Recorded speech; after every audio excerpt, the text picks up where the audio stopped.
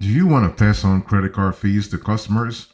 If yes, you want to watch this show because I'll be sharing with you the best practices for passing on those credit card fees to your customers this year. Okay, so here are the trends I want you to pay attention to. The thing is that passing on credit card fees to customers has become a hot topic for many small businesses looking to actually offset their processing costs. And they are right because the whole thing is when you think about cash inflows versus cash outflows, if you're a small business, those credit card fees can really eat into your revenue big time. So basically, nearly 1 in 5 of small businesses are considering this strategy, like based on our investigations. So while it may be a great opportunity for your business to improve cash flow, it's important to take a close look at customer impact and also best practices before implementing any changes. Okay, so this is important. So what I want to do into this conversation is to actually dive into the psychology behind pricing and explore the impact of passing on fees to your customers. I also talk about the pros and cons of this strategy and provide some best practices to help you actually decide what's right for your business this year. Now, let me first talk about public sentiment around passing on fees.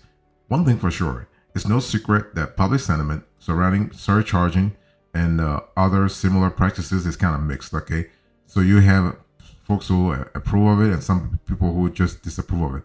So some customers view making a purchase from a business as a privilege for which the payment processing costs should be covered by the business itself. So frustration over passing on credit card fees to consumers may be compounded by the growing prevalence of a tipping culture in North America, which is really causing frustration among customers in the face of inflation and continued economic turmoil. So while many customers are accustomed to a tipping in certain industries and services, such as restaurants or aesthetic services, there is increasing controversy really surrounding tip options at checkout for everyday services and businesses. And adding another expense to a customer's bill can be controversial, and many customers would prefer to have the tip worked into the pricing so they know exactly what they're paying for upfront. So when taxes and sales tax, when taxes and let's say state taxes are also a factor in, the total can quickly add up and irritate customers. So be very careful about the sentiment here. So despite this concern, some customers don't mind paying extra fees or using an alternative payment method.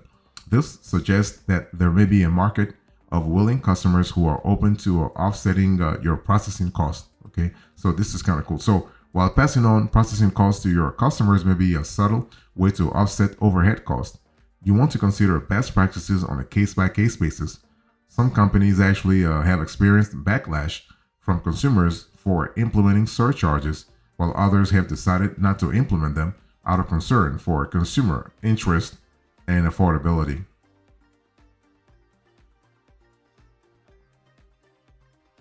So let me talk to you about the benefits here. So what are the benefits of passing on credit card fees to customers?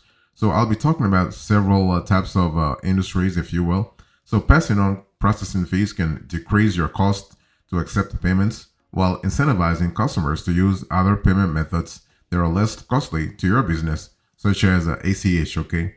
So, but there are also benefits to specific industries, which I'll be talking about into this conversation. So when you think about the benefits, you have to really ask yourself, what kind of category am I in? Because I will talk about B2B and wholesalers, legal and financial services, medical and wellness, and also high cost necessity products or services. So when I speak about B2B and wholesalers, industries like wholesalers who collect payment primarily through checks will be able to speed up their accounts receivables and offset the cost of bounce checks by encouraging other faster payment methods like with less NSF. And you have legal and financial services. So professionals such as accountants and lawyers who often receive checks can offer a faster payment method through alternative payment methods like ACH, bank transfers, and recurring invoicing, while actually offsetting their payment processing fees and also administrative costs. So you also have basically medical and wellness. So aestheticians, plastic surgeons, dermatologists, and medical practices that are not covered by insurance can now offer more ways for their clients to pay without having to pay exorbitant fees instead of cash and checks. Okay. You also have those industries, those high cost necessity products or services. So customers may be willing to pay a fee for the ability to pay via credit card for higher ticket items they have to pay for, like they have to pay for on routine, such as childcare, in exchange for the rewards or cashback options offered by the credit card brand. Okay. And however, offering another convenient payment method, such as automated ACH bank to bank transfers, as an alternative method without a levied fee, can actually incentivize them to use the payment method with a lower processing fee for you, which has a little impact on them aside from the one time setup to get up their bank details.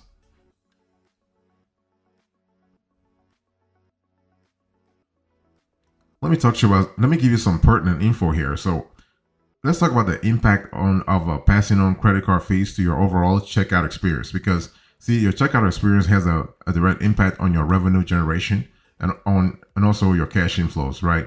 So basically, as I said a little earlier, for some cardholders, an unexpected extra fee on top of the total can throw them off, but depending on the industry and frequency of the cost, others may not really mind. Okay, so by accepting credit cards, your business allows your customers actually to have more flexibility in their payment options while opening yourself up to more transactions. So it is actually originally a win-win sort of scenario for both you and your customers. So passing on the fees associated with accepting credit card payments or some of it onto your customers can help cut your processing costs and actually other administrative losses. However, it's important to consider how to and whether you can preserve your customer loyalty and checkout experience while doing so, while actually surcharging. So let me give you four other things you may want to consider that may help you decide whether it is right for you this year. Okay. First, what does your checkout experience look like? Is it a streamlined? Is it a streamlined process, or it is more like a more complex ones? Is it a more complex process? So checkout experience.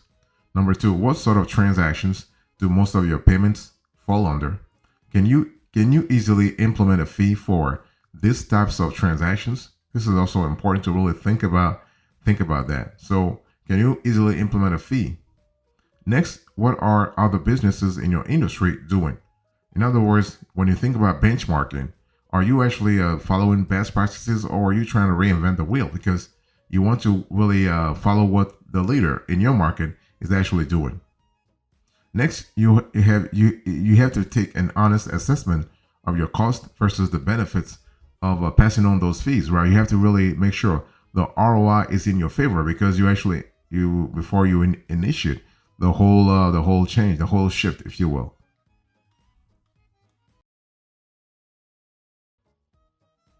So one thing I want to say here is that when you think about actually best practices for passing on credit card fees to customers, you want to really pay attention to transparency. You want to prioritize transparency, okay? Because if you want to keep your customers on board, you got to really inform them. And so, as a savvy business owner, you know that pricing strategies can make or break your bottom line. That's why it's kind of crucial to consider every factor, including how you handle payment processing costs. But did you know that how you communicate this cost to your customers can make all the difference in their perception of your business? So by being transparent and upfront about the reasoning behind passing on this cost, you can build trust and loyalty with your customers. And also offering alternative payment methods like ACH bank-to-bank transfers or even online payments or ways to save on fees shows that you value their business and want to make their experience as smooth as possible. So bottom line here is what you got to communicate. You got to get out there and talk. Okay. So with effective communication and transparency, you can confidently navigate the sensitivities of pricing and also boost your bottom line in the process. And that's what you want anyway. So you also have to strike a balance. Okay. So striking a balance between passing processing fees onto customers or absorbing them as a cost of doing business can be a complex decision for merchants. It really depends on you. I mean, how does that apply to you? First of all, what's your financial profile? What's your business financial profile? And what's your leadership in the industry? Are you a newbie? Are you a startup? Or you are an established business? Okay.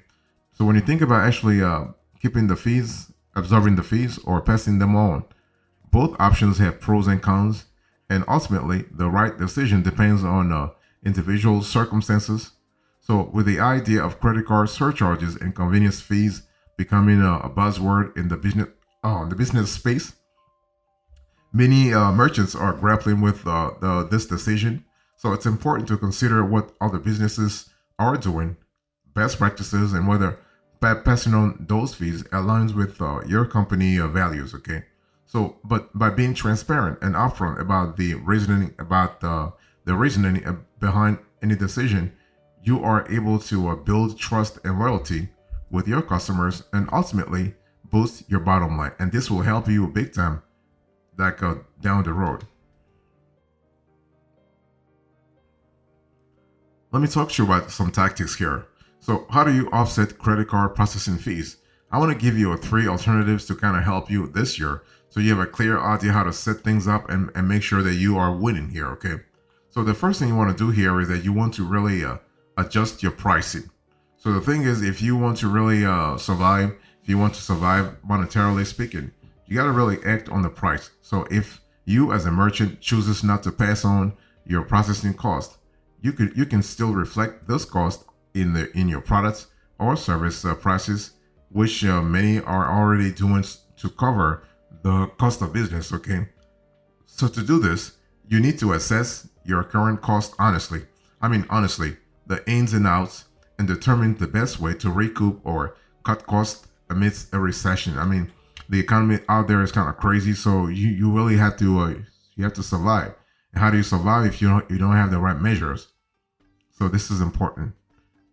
You also want to lower your processing cost with your payment processor. I mean, this could be a negotiation. You can just call the payment processor and have a conversation. It's about having a conversation that also being diplomatic as to why they need you and you need them. So this is a win-win situation, okay? So this is really even better. So while your payment processor may offer tools that enable you to seamlessly pass on your fees, there are other ways to save even more just by taking a second look at your processing cost.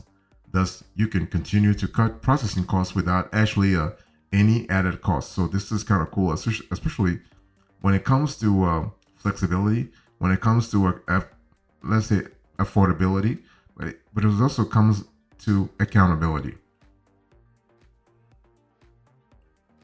So let me give you a few guiding questions here. So when you think about actually offsetting credit card processing fees, I want to give you a few sort of ways to articulate the whole strategy and make sure things happen real fast. Okay. Now, what kind of pricing model are you processing with? This is one of those things where you have to really have a clear idea, because you need to consider, like, maybe you might consider switching to interchange plus pricing as a means to cut down on processing costs and take advantage of the savings from lower interchange rates. Who knows? This is a possibility. Also, have you read your merchant statement lately? Because merchant statements can be one of the best ways payment processors intentionally hide fees or overwhelm you in an attempt to make you apathetic about your charges. You could be getting swindled on extra fees.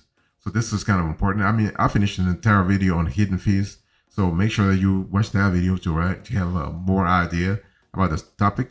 And also, basically, if you want to understand where and what to look out for when it comes to checking your bill. Also, are you taking advantage of lower rates? Because familiarize yourself with charges to interchange rates. Okay, when it comes to interchange rates, there are changes all the time. Or better yet, find a processor who informs you about those changes and how to take advantage of them. For example, using a recurring billing tool to get lower tokenized exchange rates on your transactions is actually a great way to cut down those processing costs. Okay.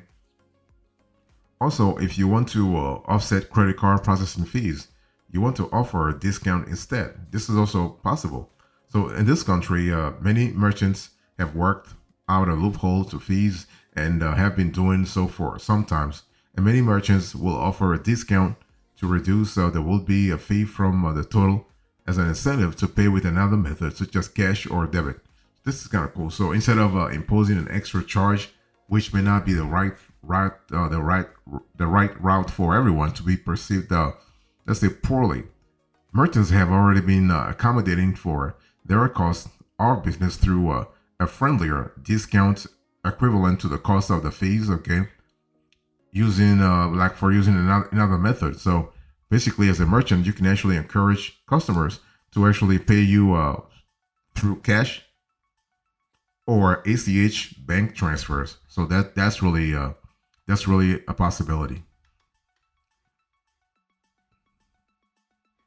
So here are the final thoughts. So when you think about best practices for passing on credit card fees to customers, you have to really understand that payment, let's say when it comes to passing on payment processing fees to our customers, you have a very tricky decision for businesses, all kinds of businesses, large businesses, small businesses. So while the transition can help offset cost, it may also cause customer dissatisfaction and even push them away. Thus, before implementing this strategy, you want to consider various factors such as the industry you belong to, the impact on the checkout experience, and the preferences of your customers. I mean, you know your customers way more, so you have to do whatever they want or whatever they expect you to have. Okay, so moreover, you want to really be transparent. I'm speaking about transparent communication. Okay, so transparent communication with customers about the reasoning behind passing on this cost can help build trust and loyalty. You want to really be open, if you will. You want to be want to have a like you want to have a clear idea about how to structure the communication. So ultimately, you got to strike a balance between passing on the fees, okay, and absorbing them as a cost of doing business to maintain customer satisfaction and loyalty, and also achieve their financial goals. You have to see what works for all parties. This is actually a way to look at it. But overall, when you think about the best practices for passing on credit card fees to customers, you have to just be transparent. Transparent in the sense that you want to start a conversation with customers way earlier before implementing the decision, if that's actually what you want to really have. So, in concluding remarks, I spoke to you today about best practices for passing on credit card fees to customers. I give you the trends, the benefits, pertinent info, and tactics. Thank you so much. God bless you. I'll see you next time. Until then, remember, stay marvelous.